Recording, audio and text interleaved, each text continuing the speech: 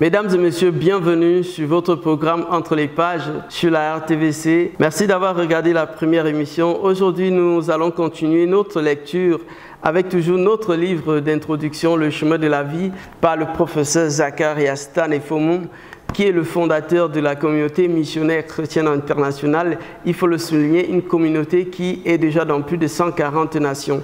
Donc, d'entrée, nous avons commencé avec le chapitre 1 et le professeur Fomum a fait mention d'abord de l'ancienne création. Il explique pourquoi. En grand 1, nous avons vu le but originel de Dieu. En grand 2, nous avons étudié pourquoi Dieu créa-t-il l'homme, le pourquoi de la création de l'homme. En grand 3, nous avons vu l'homme. Comment est-ce que l'homme est devenu une ancienne création? Et en grand A, le professeur Fomum a parlé du péché de l'homme. En grand B, il a souligné les conséquences du péché d'Adam. Et la première conséquence, justement, c'était la relation avec Dieu coupée, c'est-à-dire la mort spirituelle et la mort physique qui s'ensuivit naturellement. La deuxième conséquence, c'était la domination perdue sur le reste de la création. Et là, le professeur Fomum fait une déclaration choquante. Il dit, je cite, « Les accidents, les séismes, les inondations, etc. ce sont là des manifestations de la rébellion de la création contre l'homme rebelle. » Et nous savons, en guise de rappel, ce qui s'est passé en 2022, les inondations au Brésil, le 6 février 2023, ces deux séismes qui ont secoué la Turquie et la Syrie, faisant un total de plus de 105 098 blessés et un total de 56 350 morts. Comme pour dire que le professeur Fomum avait raison. Aujourd'hui, nous allons continuer notre lecture avec la troisième conséquence du péché d'Adam, qui fut que tout le processus d'assujettissement de la terre devint plus laborieux. Dieu dit au rebelle Adam, « Le sol sera maudit à cause de toi. C'est à force de peine que tu en tireras ta nourriture tous les jours de ta vie. Il te produira des épines et des ronces, et tu mangeras de l'herbe des champs. C'est à la sueur de ton visage que tu mangeras du pain. » Genèse chapitre 17, verset 19. Le sol n'était plus normal après la désobéissance d'Adam. Il produisait des épines et des ronces qui n'existaient pas à la création. Les moustiques qui ont besoin du sang de l'homme pour survivre entrèrent alors en jeu. La terre devint un endroit moins habitable. La quatrième conséquence du péché d'Adam, c'est au lieu d'être le coéquipier de Dieu, l'homme est dégradé. Il écrit, Dieu dit à l'Adam déchu, jusqu'à ce que tu retournes dans la terre d'où tu as été pris, car tu es poussière et tu retourneras dans la poussière. Genèse chapitre 3, verset 19. Je peux ressentir, écrit le professeur Fomum, quelque chose de la peine que Dieu a dû éprouver lorsqu'il fit cette déclaration, « Tu es poussière ». L'homme avait été fait à partir de la poussière, mais il fut élevé au-dessus de toute la création de Dieu. Il est maintenant déchu, il est retourné là où il avait commencé. Remarquez bien que quiconque demeure dans la rébellion adamique demeure poussière, de la simple poussière, mais pire encore, de la poussière sous le jugement, de la poussière qui sera punie éternellement. Bien que ces déclarations fussent pénibles pour Dieu, il fut contraint par sa justice de les faire. Que pouvait-il faire d'autre?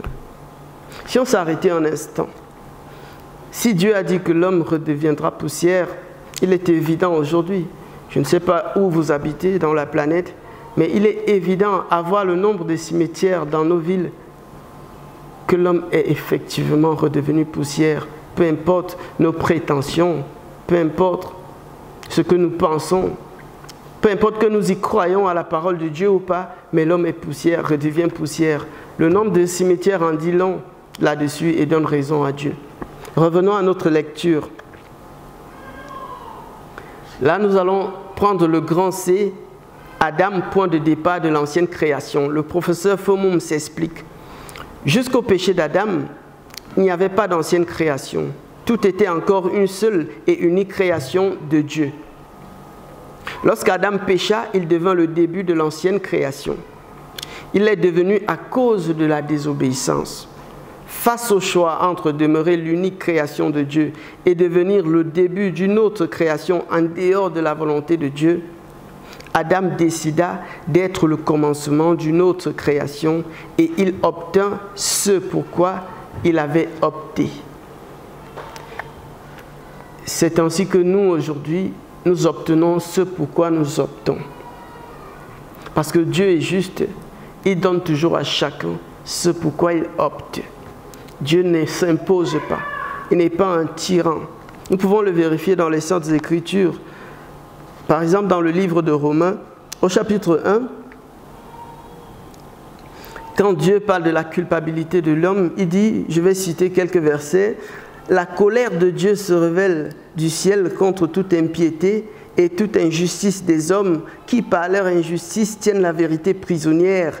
Car ce qu'on peut connaître de Dieu est évident pour eux, puisque Dieu le leur a fait connaître. En effet, les perfections invisibles de Dieu, sa puissance éternelle et sa divinité se voient depuis la création du monde. Elles se comprennent par ce qu'il a fait.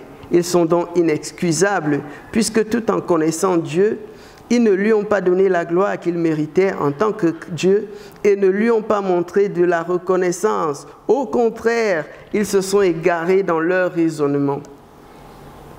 Et leur cœur sans intelligence a été plongé dans les ténèbres. Ils se vantent d'être sages, mais ils sont devenus fous.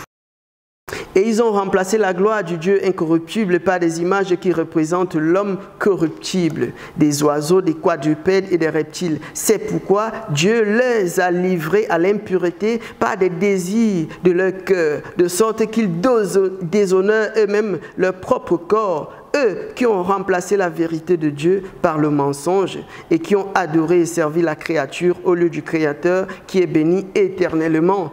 C'est pour cette raison que Dieu les a livrés à des passions déshonorantes. Leurs hommes ont remplacé les rapports sexuels naturels par des relations contre nature. C'est pour cette raison que Dieu les a livrés à des passions déshonorantes. Leurs femmes ont remplacé des rapports sexuels naturels par des relations contre nature. De même, les hommes ont abandonné les relations naturelles avec la femme et se sont enflammés dans leurs désirs les uns pour les autres. Ils ont commis d'homme en homme des actes scandaleux et ont reçu en eux-mêmes le salaire que méritait leur égarement. Voilà ce qu'est devenu notre monde. Nous avons opté et Dieu nous a livrés à cela. C'est pour ça qu'aujourd'hui, on a tout ce désordre à travers le monde parce que le monde a tourné le dos à Dieu. Le plus grand péché de ce monde aujourd'hui, c'est l'indifférence. L'indifférence vis-à-vis de Dieu. Nous allons continuer la lecture avec le grand D, l'image de Dieu en Adam. Dieu avait dit au début, faisons l'homme à notre image, selon notre ressemblance. Genèse chapitre 1, verset 26. Adam, originellement, fut fait à l'image et à la ressemblance de Dieu le Père, le Fils et le Saint-Esprit.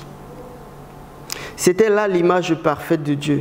Lorsqu'il pécha, l'image de Dieu en lui fut déformée, distordue et détruite. Elle demeura l'image de Dieu,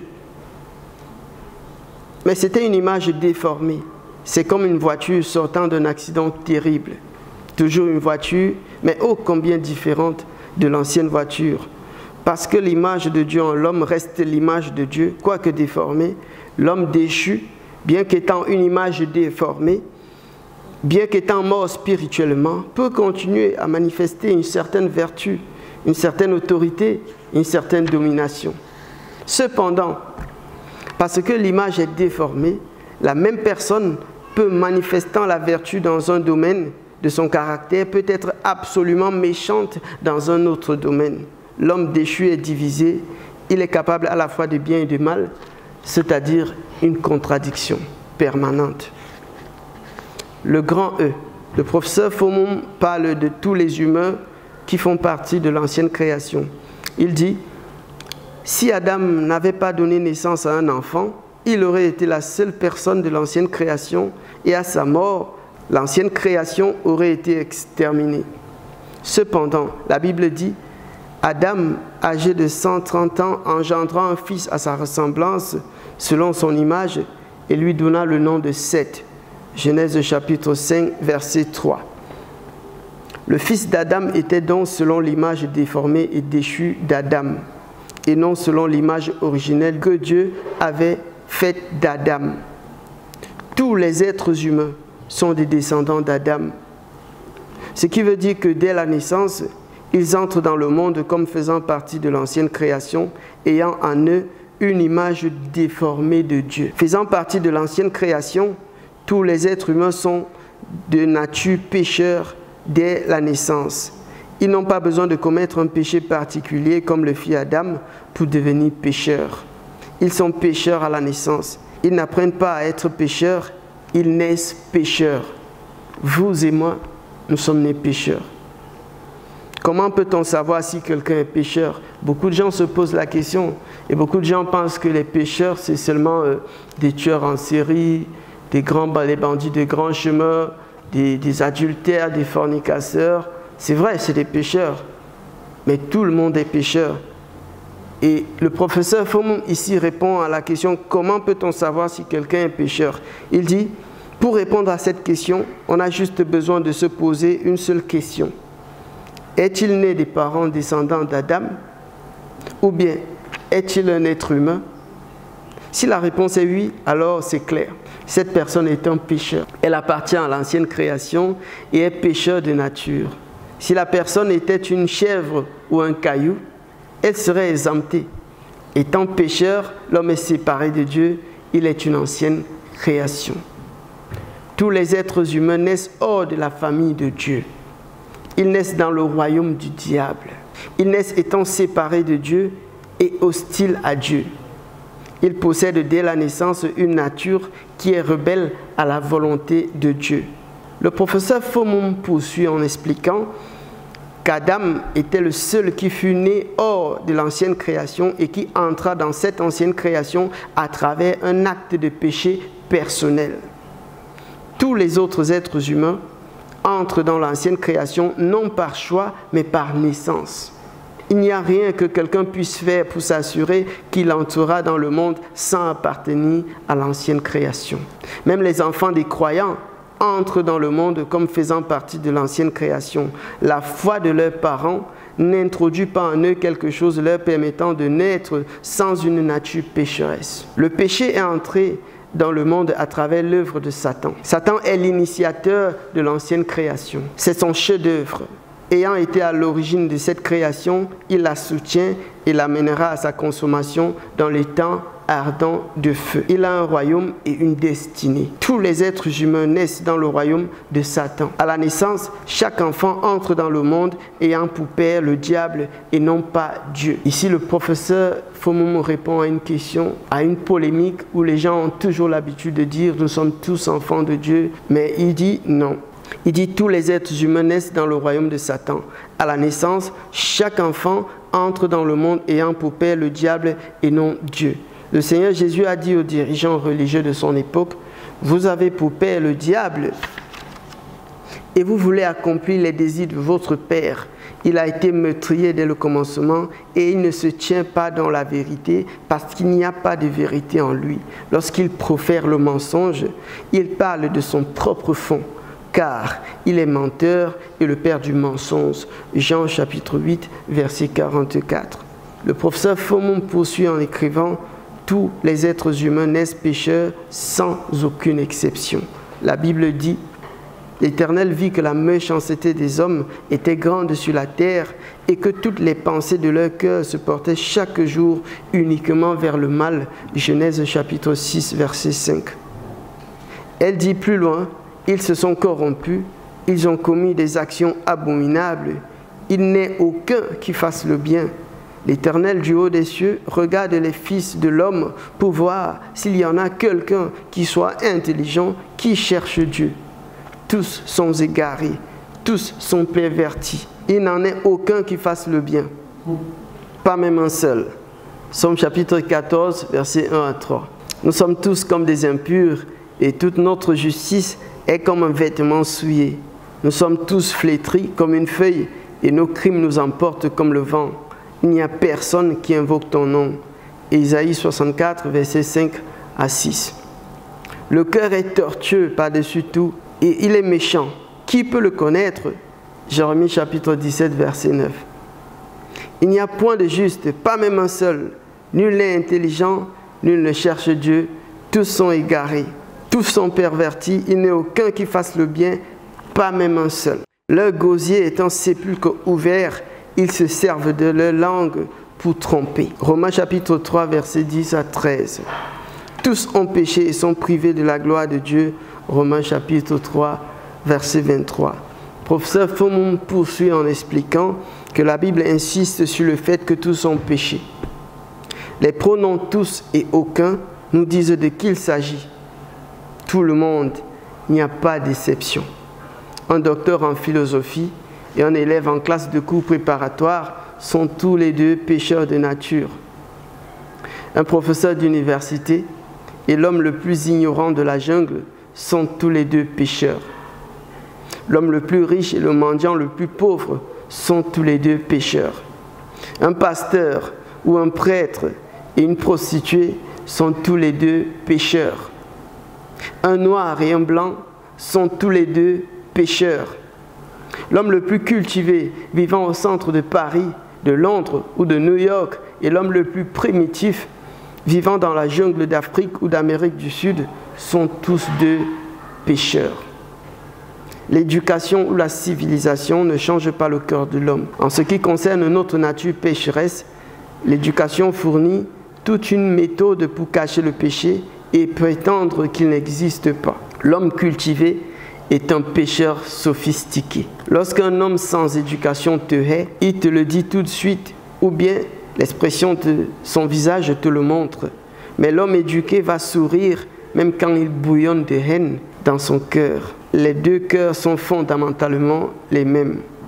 Le grand F, le péché en plastique. Le professeur Fomon m'explique, il dit: si chaque pécheur avait en lui une usine de péché latente qui n'a jamais produit de péché, la situation serait un peu différente. On serait alors tenté de croire que l'usine de péché a disparu, mais la réalité est que l'usine de péché en l'homme travaille à plein temps, même si la productivité varie de personne en personne. Quels sont quelques-uns des produits qui sortent de l'usine de péché qui est en l'homme? Voici certains produits qui pourraient être cachés au-dedans de l'homme et ne sont donc pas immédiatement évidents. Au sommet de l'échelle est l'indépendance vis-à-vis de Dieu. Et ceci est la racine même du péché. Dieu est vu comme un intrus. Il peut être invité pour rendre quelques services en temps de maladie ou de soucis. L'homme peut lui demander de l'accompagner à l'église, aux réunions, etc. Cependant, quand on en arrive au détail, comment l'homme dépense son argent, traite ses amis, réagit et est en relation avec le sexe opposé, Dieu doit se tenir à l'écart, à distance et ne pas intervenir. Il y a des péchés commis en pensée comme regarder une femme avec convoitise. Le professeur Fomon cite la Bible en disant « Quiconque regarde une femme pour la convoiter a déjà commis un adultère avec elle dans son cœur. » Matthieu chapitre 5, verset 28. Un autre péché de ce genre, c'est la haine. La plupart des gens haïssent une personne ou une autre, alors que la Bible dit « Quiconque hait son frère est un meurtrier ». Et vous savez qu'aucun métrier n'a la vie éternelle demeurant en lui. 1 Jean chapitre 3 verset 15. Ensuite, il continue en écrivant: le principal péché est le manque d'amour envers Dieu. Tu aimeras le Seigneur ton Dieu de tout ton cœur, de toute ton âme et de toute ta force et de toute ta pensée. Luc chapitre 10 verset 27. Il souligne qu'il y a des péchés qui sont manifestes. Ceci inclut toute espèce d'injustice, de méchanceté, de cupidité, de malice, plein d'envie, de meurtre, de querelles, de ruse.